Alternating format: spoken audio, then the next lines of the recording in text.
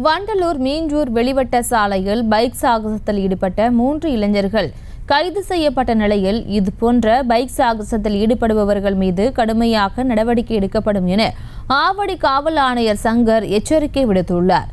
இது தொடர்பான மேலும் விவரங்களை எமது செய்தியாளர் எட்வர்ட் வழங்கிட கேட்கலாம். எட்வர்ட், வணக்கம். மேலும் விவரம். வணக்கம் பிரியங்கா.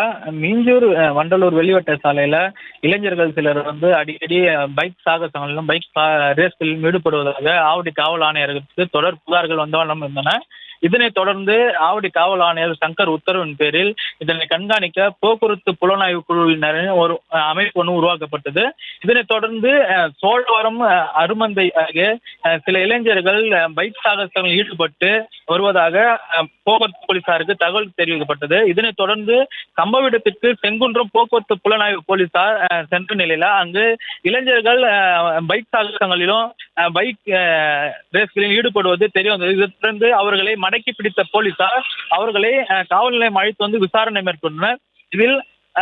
இதில் பைக் சாகசத்தில் ஈடுபட்டதாக ரமேஷ் பாபு, லெலின் ஜான்சன் என்கிற பில்லர் மற்றும் தினேஷ் போலீசார் கைது செய்துள்ளனர்.